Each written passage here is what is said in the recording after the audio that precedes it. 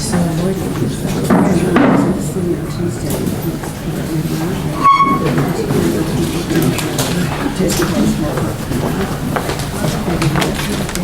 evening, everyone.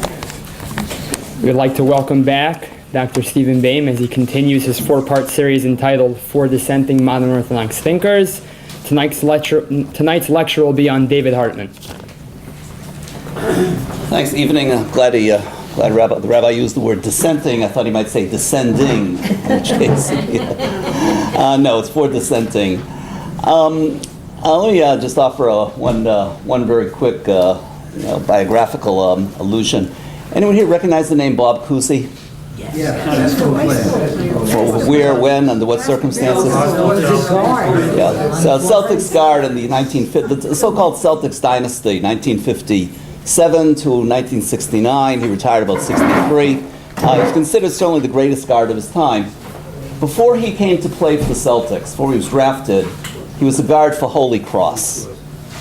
In those days, Yeshiva College basketball team played Holy Cross.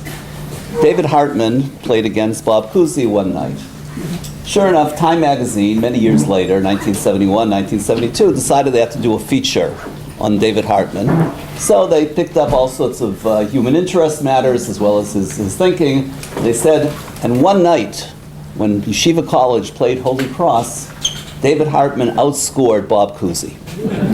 Well, that wasn't the end of the story. Someone must have shown the story, or maybe Cousy read Time magazine himself, or someone showed it to him.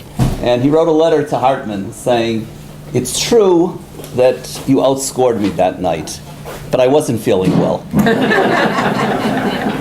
So that's the biographical adage. A couple of points really of comparison and contrast with Berkowitz and Rackman from previous weeks, and then we'll get into Hartman himself. Essentially, like Rackman, but unlike Berkowitz and unlike Greenberg, Hartman spends very little time on the Holocaust. Obviously, he's aware of it and he knows about it, but it does not play a central motif in his thinking. In that respect, both Greenberg and Berkowitz are theologians of the Holocaust, whereas Hartman is essentially, he's much more interested, if you will, in the Jewish future than he is in the Jewish past. As we'll see in a couple minutes, though, what that really means in practice is that the central motif for Hartman, as it is for all four thinkers, but perhaps most sharply in Hartman, and in a different sense next week we'll see with Greenberg. Sorry about that. It's okay, no problem.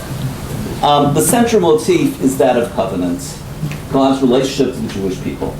One of the interesting ironies here, though, is that in Greenberg and Hartman's emphasis upon the covenant, they come into much sharper conflict with the Rav than Berkowitz or Rackman ever did.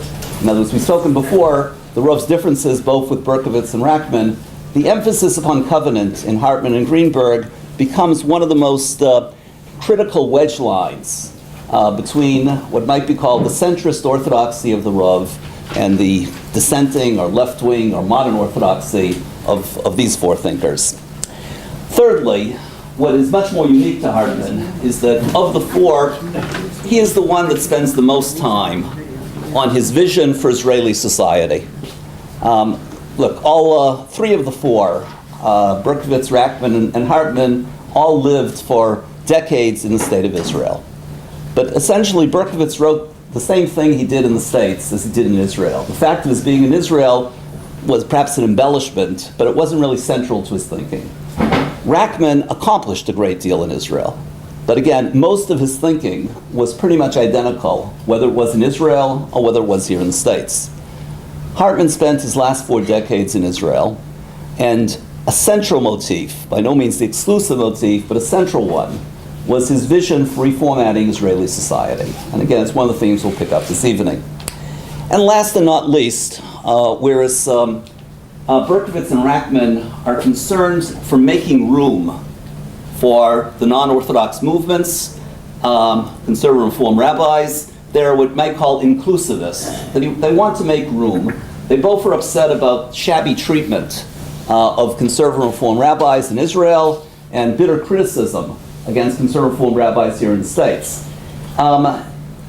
What sets Hartman and Greenberg off from the other two is that both of them are wholehearted religious pluralists, meaning that it's not just a matter of making room for conservative reform leadership.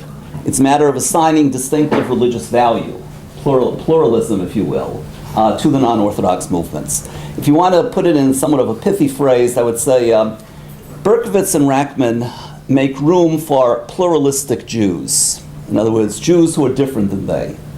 Hartman and Greenberg make room for pluralistic Judaism. So these are the four themes that we'll pick up on this evening.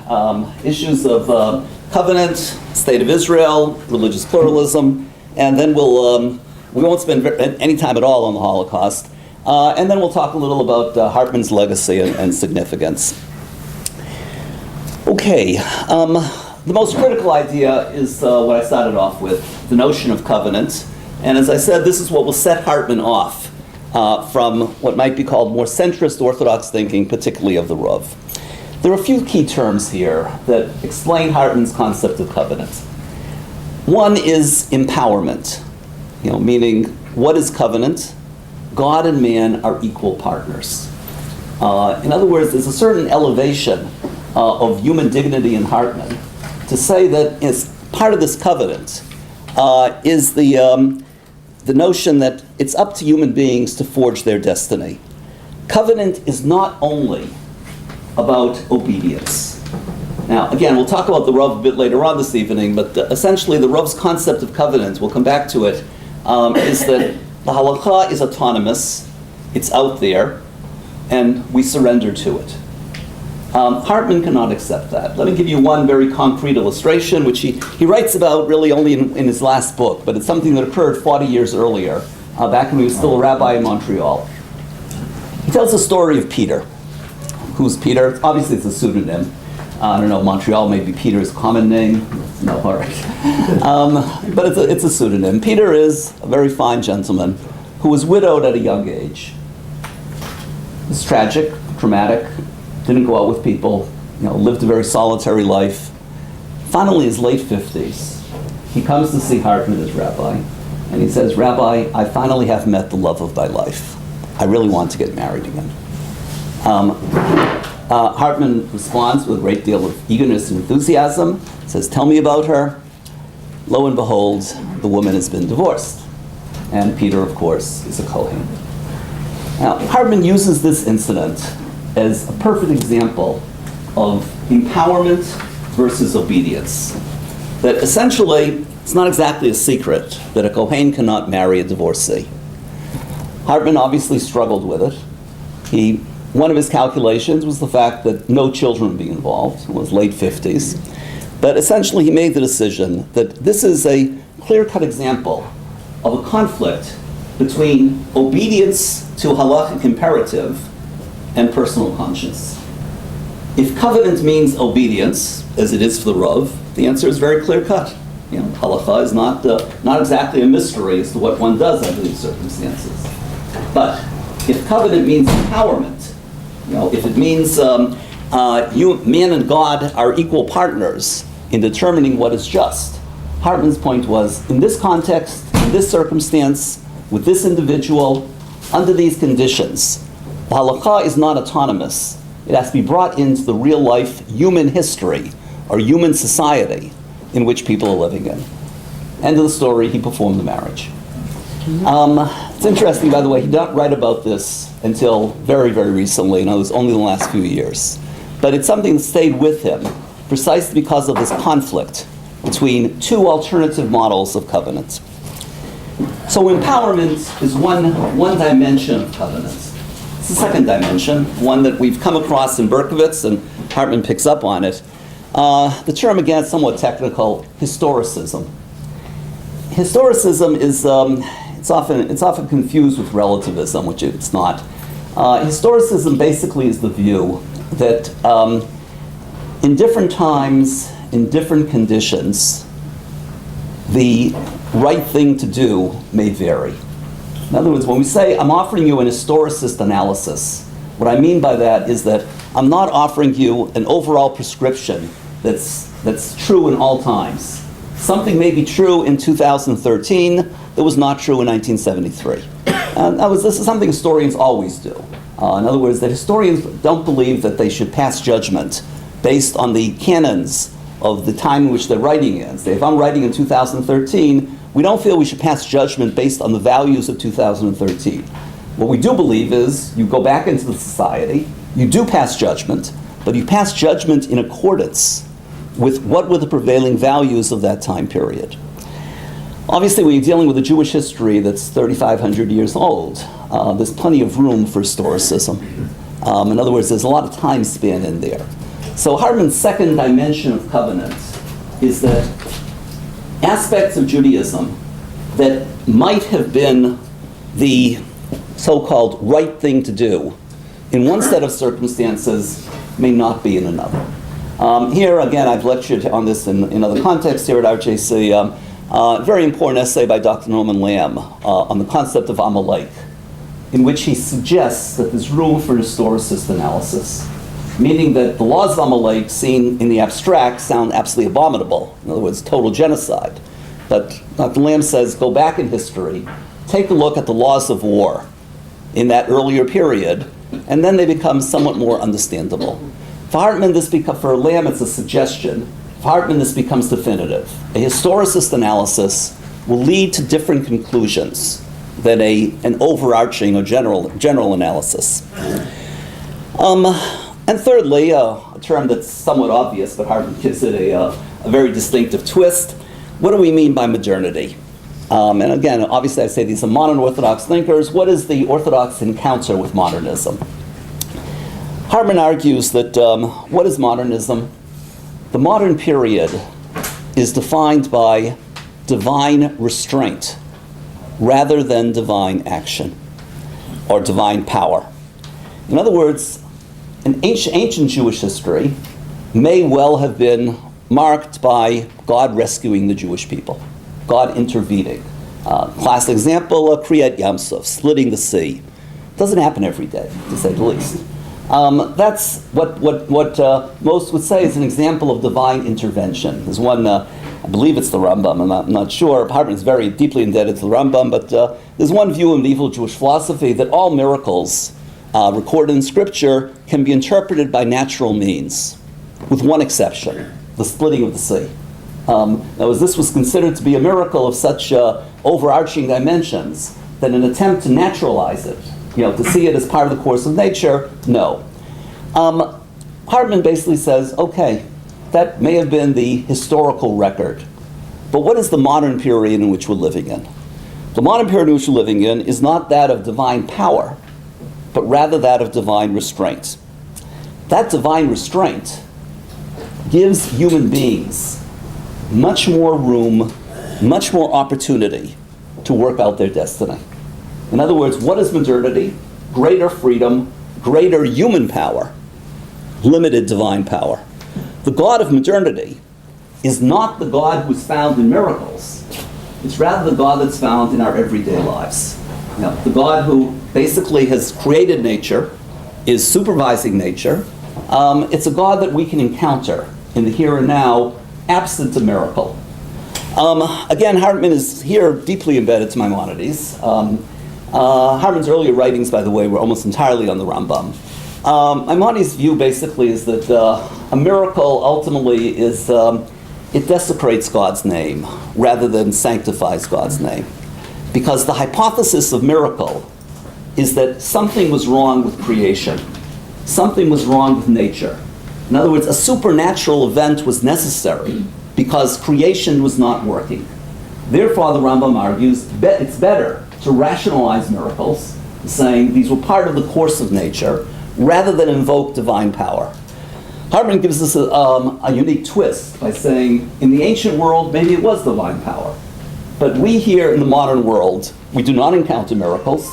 Our belief is based on a God who enters into the warp and woof of our daily material existence, our daily material culture. One other footnote on this before we leave this concept. Hartman is impressed by the fact, this is somewhat a bit more complicated, but I'll unpack it for you. He's impressed by the fact that Rambam appears to prefer the God of Aristotle to the God of divine intervention. Now, this it's somewhat complicated because throughout medieval philosophy, Jewish, Christian, and Islamic, there's a real tension between those who saw God as removed from the cosmos and those who saw God as right here and here and now. It's clear the Rambam would prefer, number one, that there be no conflict between the God of Abraham and the God of Aristotle. That's his clear preference. When there is a conflict, Rambam says, okay, I'm bound by the God of Abraham. But I'm trying to limit that as much as possible. That was essentially Maimonides upholds an Aristotelian concept of God with some qualifications. Hartman again picks up on this. His comment is essentially is that of our belief today is fundamentally a God of Aristotle, except that it's a God of Aristotle that we can encounter in the here and now. But again, the real point is it does not depend upon miracle. Here is you begin to get a sense, though, of the tension between Hartman and the Rav. It's interesting. I mean, I think I've said all four people here had their problems with the Rav in one degree or another. Berkowitz solved the problem by staying far away.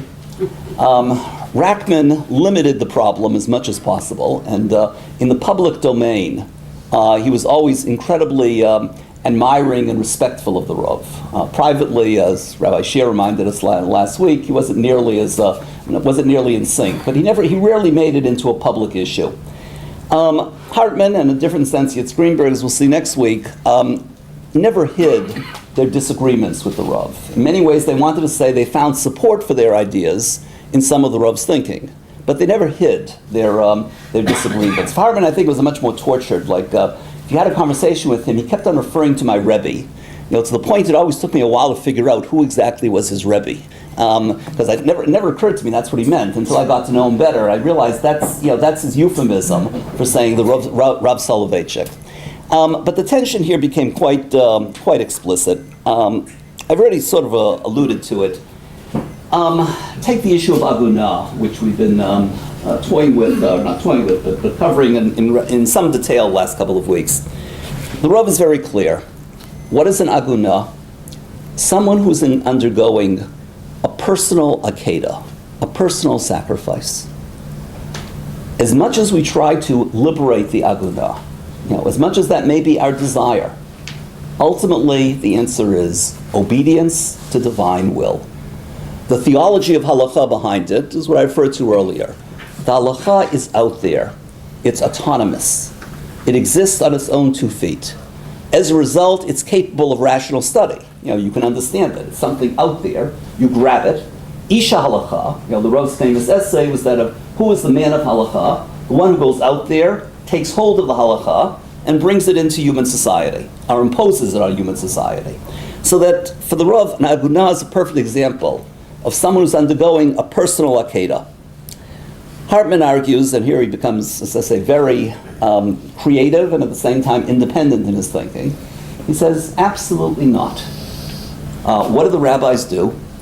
They made mamzerut virtually impossible. In other words, they took history into their own hands. They made the necessary adjustments to the point there would or should not be any mamzerut. But here's where he becomes incredibly creative in his reasoning. It's an obscure Talmudic text, but it's pregnant for meaning for Hartman. Some of you, I'm sure, are acquainted with it. The Gemara in Sanhedrin records the issue of was there ever a rebellious son? Was there ever a Bain Sorer Mora? The Gemara concludes that no, there never was. Why? Because the rabbinic qualifications were so great that it was impossible to become a rebellious son. Along comes Rabbi Yonatan, one of the rabbis, and he says, no, that's not true.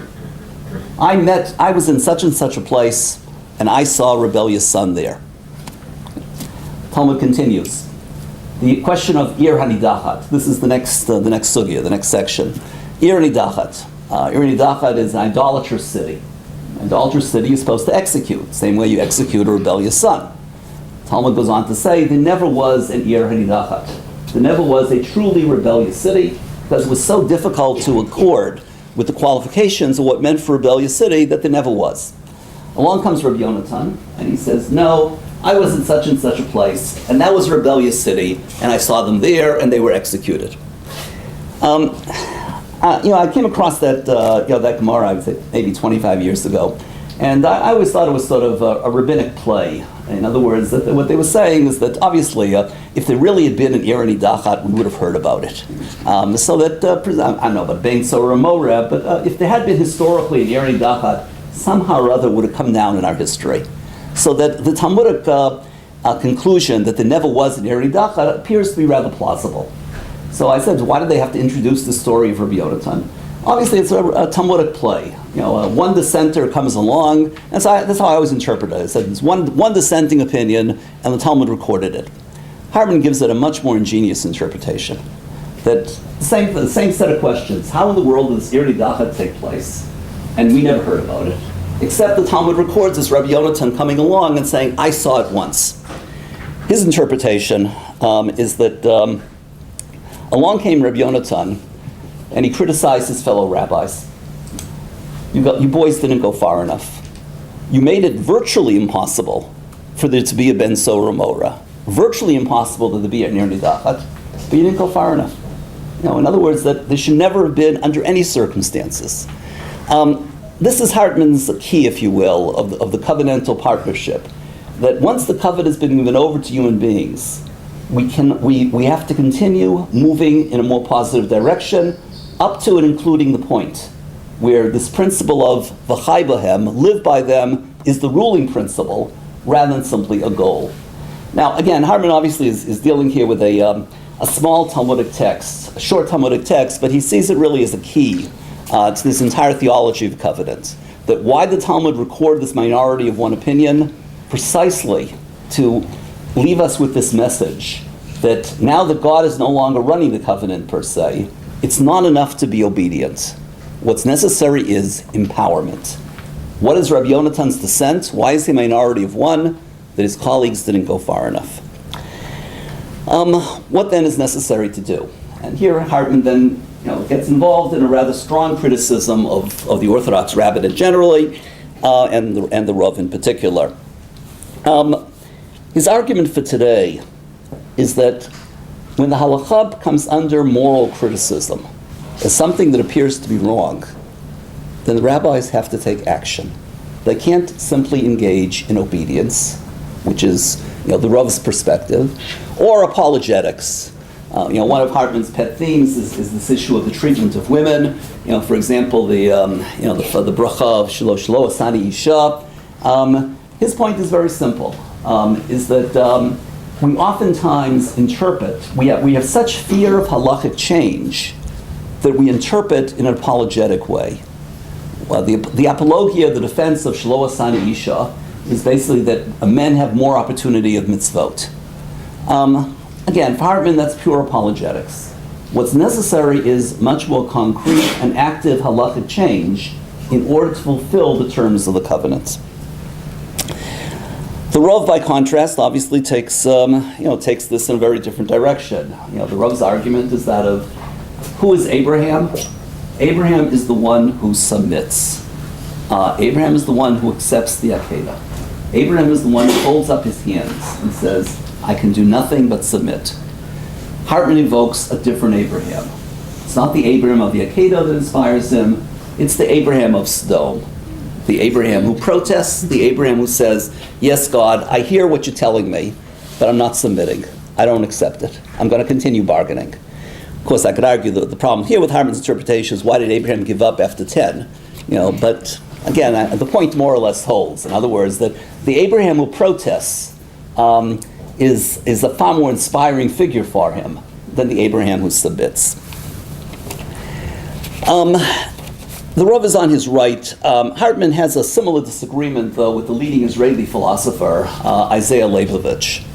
And again, it's useful to contrast the two, because Leibovich also sort of flies in the face of contemporary intellectual wisdom. Leibovich, you can read his main book in English is called Judaism, Human Values, and the Jewish State. He argues the problem with contemporary Jews, and again, he's contemporary Orthodox Jews, and he's not distinguishing here between Israel and America. But contemporary Orthodox Jews, Leibovich argues, is that you think that Judaism is about self-fulfillment. Therefore, you have a halakha that says, shelo asani isha, and you say, I can't say that because it contradicts my own sense of being. So Leibovitz says, the problem is with you, that you think Judaism is about self-fulfillment. Judaism is about obedience. It's about the primacy of God over ethics. And the problem with much of contemporary Jewish thought is that we try to make Judaism into the ethical. We try to make Judaism make sense by our criteria, by our standards. Leibovitz dismisses this and says, you've got the wrong hypothesis to begin with. The core of Judaism is service of God, surrender to the Almighty. So there's a certain irony here that it's hard to imagine Leibovitz and the Rav being on the same page. In other words, on almost every issue, they would depart from one another. One of the Rav's students wrote to me recently, says, I pointed out to him, I said, well, you sound a bit like Isaiah Leibovitz. So he says, I don't want to be associated with Leibovitz under any circumstances, lock, stock, and barrel. He had some good reasons, but Leibovitz was the first to use the term Judeo-Nazi with respect to the West Bank settlers. In other words, again, it's obviously off our... We'll come back to the issue of Israel in a few minutes, but Leibovitz was the most outspoken on that. So it's easy to say most Orthodox Jews want nothing to do with Leibovitz.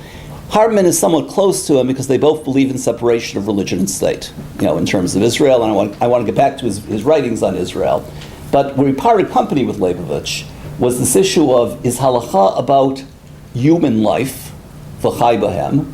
In other words, is it about human enrichment, human ennoblement, or is the halakha about service to the Almighty? If it's the latter, like as the Rav says, the answer is very simple. You're an aguna. We try to do everything possible to liberate you. But if we can't, we can't. For Hartman, there are no, like for Berkovitz, there are no insoluble problems. There's always room in the halakha for further development. The problem is the rabbis stopped developing. In other words, they became fearful of change, and therefore they ossified the halakha. Again, a theme we saw earlier in both Berkovitz and Rackman. One last bit of a part of this duality of the two Abrahams. Hartman also goes, he sees this also as there are two akibas.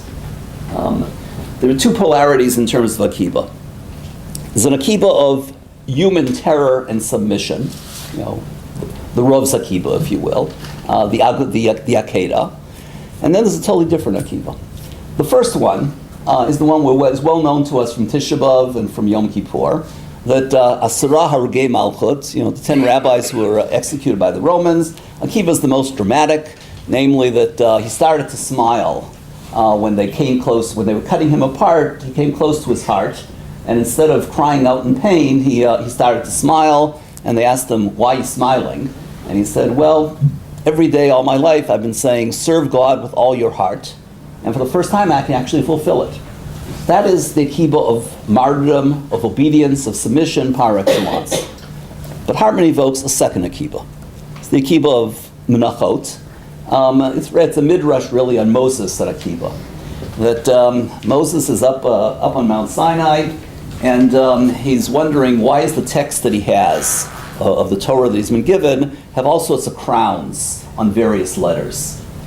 So the Almighty says to him, well, the day will come when a future sage will interpret halachot based on these crowns. Moses says, well, I'd like to see him if that's the case. So the Almighty says, turn around, transports him 1,500 years into the future, and sure enough, he's in Akiba's classroom. And he doesn't understand a word. Moshe Rabbeinu doesn't understand what Akiba's talking about. He's very upset, very distraught by it. Finally, Akiba concludes his lecture by saying, and we know all this as halacha l'Moshe v'Sinai, that Moses was given this as Sinai. Suddenly Moses is at peace with himself. Now this is the Akiba that Hartman cherishes. Namely, who is this Akiba? He's not committing martyrdom. He's rather taking on an active role, going much further than Moses himself ever would have imagined. He's doing it in the name of Moses. He's opening up the door, if you will, to much greater halachic development. This was the first dimension of what I wanted to speak about this evening, namely Hartman's theory of halakha. As I said, it invites a lot of comparison with Berkovitz and Rackman, but it's also very different, and in that respect, as we'll see next week, it comes very close to Greenberg and covenantal theology. But in some respects, more original, or certainly much more unique to Hartman, is his views on Israel and Israel's place in contemporary Jewish theology. First and foremost, Israel is an enormous opportunity to demonstrate to the world, to the people at large, what do we mean by a Jewish state? In other words, Hartman, and here is actually at one with the Rav, I'm not interested in a state that is simply a safe place for Jews. I always found that to be a rather harsh comment. I'm not interested in a state that is simply a safe place for Jews. I'd say, for me, it's enough, if you will. I wish it really were a safe place for Jews. But Hartman, like the Rav, always said that the state of Israel is not about safe space. It's an enormous opportunity to create a state based on Judaism. However, he also shares with, in other words, what he means by that is adaptation of halakha to contemporary social problems. The antithesis of this would be you rely upon the Shabbos guy. That's the mentality of the diaspora. What is the state of Israel?